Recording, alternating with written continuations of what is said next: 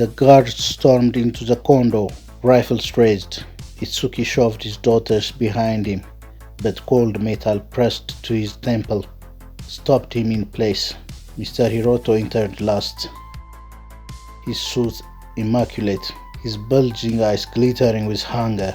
He spread his arms like a preacher at the pulpit. "It's okay," he said smoothly. "Don't look so afraid. I'm not your enemy. I'm your future. You, your wife, your daughters. What you have stumbled upon will change humanity forever. Imagine it. Endless energy. Travel beyond stars. Power over reality itself. You and your family are gifted to this world." His smile widened, sharp and grotesque. "And to me, do you want money? I'll pay you more than this city has ever seen. Do you want status? Your name will be remembered for centuries. All I ask is, teach me how to tell reality." Itsuki's jaws clenched. He shook his head. "No, I won't let you poison this. You have destroyed everything you touched." Hiroto's grin fluttered. His voice dropped, venomous. "Careful, Takahashi. Refuse me again, and I won't be so merciful." Before Itsuki could reply, Hana stepped forward. Her small hands clutched a piece of folded paper. Her voice, clear and steady, cut through the standoff. "Mr. Hiroto, if I teach you, will you leave my family alone?" Itsuki's blood ran cold. "Hana, no!" She turned, her long hair swinging, her eyes calm. "It's okay, Papa. Trust me." "No, you don't understand what he wants." But she was already tearing the paper. A shimmer ripped open before them, reality folding back like curtains of glass. The guard sat Itsuki down as Hiroto's greedy laugh echoed. "At last," he whispered, stepping towards the light. "Show me." Hana reached out her hand. "Come with me." Together they vanished.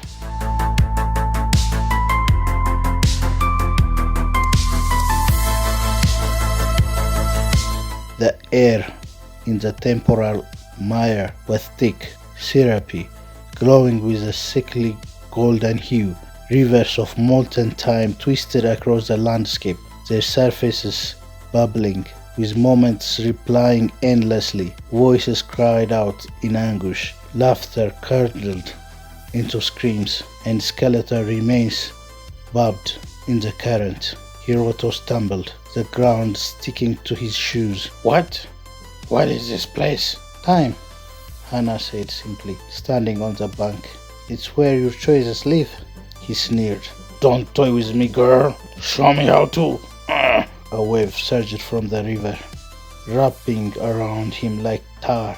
His body convulsed as the loop began.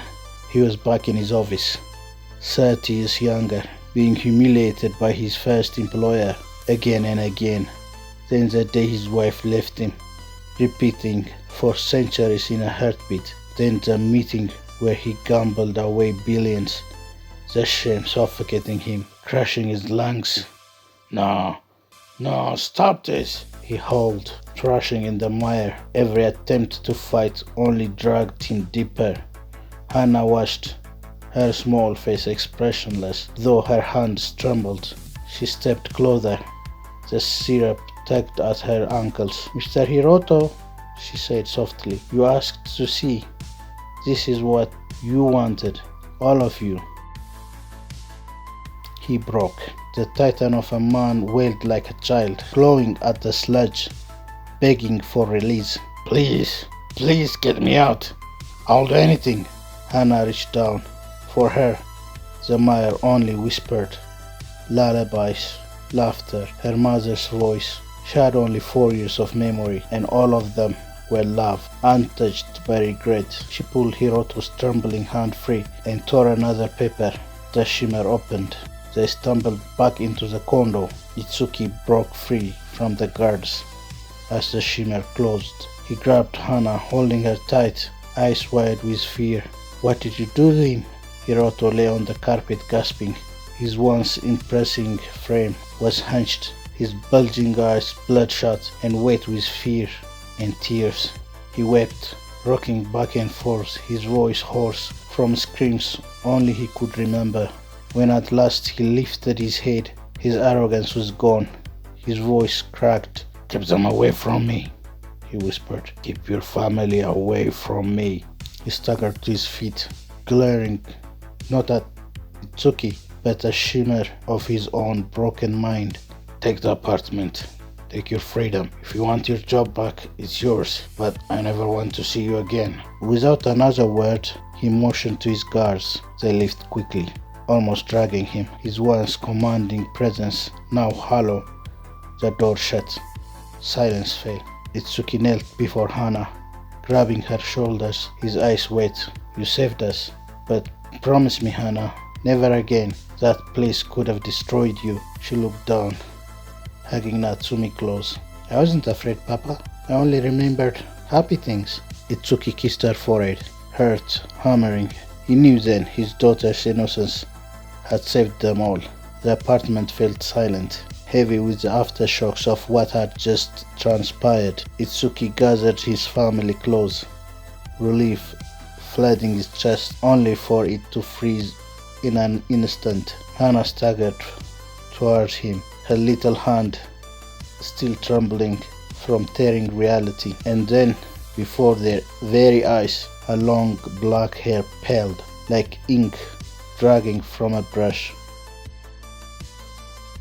In mere seconds it turned pure white, every strand glowing ghost-like under the sterile lights of the condo. Hana!